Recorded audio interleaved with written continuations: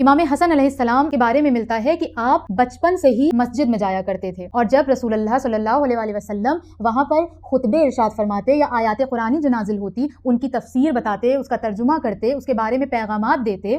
تو آپ وہ بیٹھ کر سنتے، اور نہ صرف یہ کہ سنتے بلکہ اسے حفظ کر لیا کرتے تھے، اور جب گھر آتے تو اور اپنی ماں کو ساری چیزیں سناتے کہ جو آپ نے حفظ کیا ہوا تھا۔ اور جب مولا کائنات گھر آتے تو دیکھتے کہ جناب سیدہ کو تو آلریڈی وہ چیزیں پتہ ہیں کہ جو رسول اللہ نے آج مسجد میں بتایا، جو آیت آج رسول اللہ کے اوپر آئی اس کے بارے میں بھی پہلے سے جانتی ہیں۔ تو مولا کائنات سوال کرتے، فاطمہ آپ کو کیسے پتہ؟ تو جناب سیدہ فرماتی، اے ابو الحسن مجھے میرا بیٹا آ کر ساری باتیں بتا دیتا ہے کہ جو میرے بابا مسجد میں بیان کرتے ہیں، اور اس کو وہ حفظ کر لیتا ہے۔ امام حسن علیہ السلام کی زندگی سے ایک بہت بڑا نقطہ ہمیں یہ ملتا ہے، ایک بہت بڑا درس یہ ملتا ہے کہ ہمیں اپنے بچوں کو مسجدوں میں بھیجنا چاہیے، ہیبچول بنانا چاہیے کہ ہمارا بچہ مسجد میں جائے، ہمیں مسجد سے بچے کو دور نہیں رکھنا چاہیے، اور مسجد میں بھی جو افراد بیٹھے ہوئے ہیں ان کو بھی اس بات کا لحاظ کرنا چاہیے کہ اگرچہ بچہ تھوڑی بہت شرارت کر رہا ہے تو اس کو ڈانٹے نا، کیونکہ اگر بچہ ڈانٹ کھائے گا تو وہ دوبارہ نہیں آئے گا، اس کا انٹرسٹ ختم ہو جائے گا، بلکہ بچے کو پیار سے سمجھا دیں، بچے سے اس طرح سے پیش آئیں کہ بچے کے اندر شوق و ذوق انکریز ہو، ڈیولپ ہو، تاکہ بچہ مسجد میں آئے، بچے کو مدرسے بھیجیں تاکہ وہ اسپریچویلٹی سیکھ سکے، اسلام سیکھ سکے، ہمارے دین نے کیا باتیں بتائی ہیں وہ سیکھ سکے، حلال و حرام کا فرق سمجھ سکے۔ عزیزان محترم، آج دنیا کا جو ماحول ہے، ایسے ماحول میں اپنے ایمان کو بچانا ہمارے لیے بہت چیلنجنگ فیز ہے، اور اسپیشلی اپنے بچوں کی اس طرح سے تربیت کرنا یہ اس سے بھی کہیں زیادہ چیلنجنگ ہے۔ لہٰذا اگر ہم دامن اہل بیت کو تھامیں گے اور ان کے مطابق اپنے بچے کی تربیت اور پرورش کرنے لگ جائیں گے تو نہ تو ہم ایز اے پیرنٹس فیل ہوں گے، اور نہ ہمارا بچہ ایز اے اولاد فیل ہوگا، دنیا بھی کامیاب ہوگی، آخرت بھی کامیاب ہوگی، ہماری بھی اور ہم جس کی تربیت کر رہے ہیں اس کی بھی۔ لہٰذا بہت ضروری ہے کہ اسکول، کالج، ٹیوشن بھیجنے کے ساتھ ساتھ اپنے بچوں کو مدرسے اور مسجد بھیجنے کا بھی عادی بنائیں۔ اگر ہم دوسرے رخ سے دیکھیں تو امام حسن علیہ السلام کے بارے میں یہ بھی ہمیں ملتا ہے کہ آپ کا علم بالکل مولائے کائنات کی طرح تھا۔ ظاہر ہے کہ ایک معصوم کا وجود دوسرے معصوم کے وجود کے لیے لازم و ملزوم ہوتا ہے۔ امام حسن علیہ السلام کے بارے میں یہ ملتا ہے علم کے حوالے سے کہ ایک مرتبہ ایک شخص امام علی علیہ السلام کے پاس آیا اور اس نے آ کر کہا کہ مجھے کچھ سوالات کرنے ہیں، تو امام علی علیہ السلام نے فرمایا کہ تمہارے تمام سوالات کے جواب میرا بیٹا حسن دے گا۔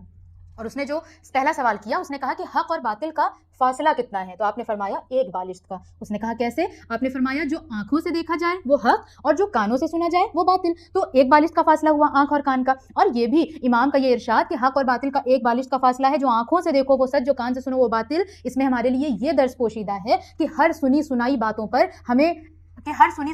کو ہمیں نہیں ماننا چاہیے، کیونکہ ہر سنی سنائی باتیں صحیح نہیں ہوتی ہیں۔ کیا پتا ہم کسی الٹی سیدھی باتوں کو ایکسیپٹ کر لیں اور اسے اپنا دماغ خراب کرتے رہیں، اسے سارا دن سوچتے رہیں، یا کسی کے بارے میں بدگمان ہو جائیں، یا اپنے رشتے خراب کر لیں۔ ہمیں ایسا نہیں کرنا چاہیے جب تک کہ ہم اپنی آنکھوں سے خود نہ دیکھیں یا خود اپنے کان سے سن لیں، کھڑے ہو کر خود اپنے کان سے سنیں۔ لیکن اگر کوئی اور ہمیں کچھ غلط باتیں آ کر بتا رہا ہے تو ہرگز اس باتوں کو ہمیں اگنور کرنا چاہیے، اور امام حسن علیہ السلام کے اس جواب کو یاد کر لینا چاہیے کہ جو آنکھوں سے دیکھو وہ حق، اور جو کان سے سنو وہ باطل۔ پھر اس شخص نے سوال کیا کہ زمین اور آسمان کا فاصلہ کتنا ہے؟ تو آپ نے فرمایا کہ بقدر آہ مظلوم۔ اس نے کہا کیسے؟ تو آپ نے فرمایا کہ جب ایک مظلوم اس زمین پر فریاد کرتا ہے، آہ بھرتا ہے، تو اس کی جو آہ ہے، اس کی جو ہائے ہوتی ہے وہ ڈائریکٹ آسمان سے، عرش الہی سے جا کر ٹکراتی ہے۔ لہٰذا اس بات سے ہمیں یہ میسج ملا کہ کسی بھی تنہا، کسی بھی مصیبت زدہ، کسی بھی مظلوم کے اوپر ظلم و ستم نہیں کرنا چاہیے، کیونکہ وہ کہتے ہیں نا کہ جس کا کوئی نہیں ہوتا اس کا خدا ہوتا ہے، کیونکہ مظلوم کی نکلی ہوئی آہ ڈائریکٹ جا کر عرش الہی سے ٹکراتی ہے۔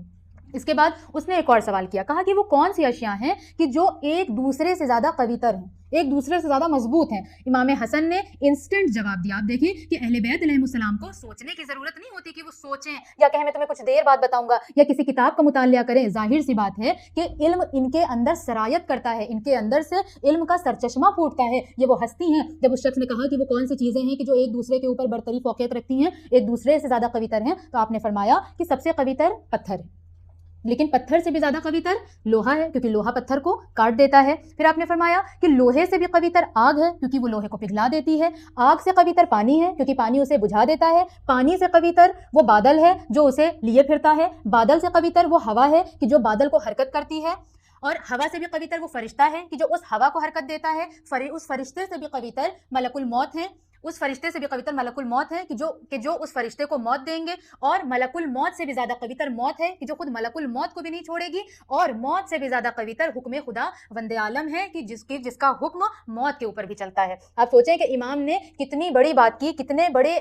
میسج کی طرف اشارہ کیا ہے کہ حکم خداوندی سے بڑھ کر کچھ بھی نہیں ہوتا. یہ اسپیشلی ہمارے جب برے حالات کبھی ہوتے ہیں، کبھی ہم مصیبت زدہ ہوتے ہیں، غم زدہ ہوتے ہیں، یہ اس وقت کے لیے ہمارے لیے ایک بہت بڑا میسج ہے کہ چاہے کتنی مشکلات کیوں نہ ہو، چاہے کتنی قوی تر طاقتور چیز ہمارے سامنے کیوں نہ ہو، لیکن اللہ کا جو حکم ہے وہ سب سے بالا ہے، وہ سب سے قوی تر ہے. اگر اللہ کسی چیز کا حکم کر دے، اللہ کسی چیز کا ارادہ کر لے، تو پھر وہ چیز ہرگز بھی رد نہیں ہو سکتی ہے. اس لیے اپنا ایمان ہمیں ہمیشہ اللہ کی ذات پر رکھنا چاہیے.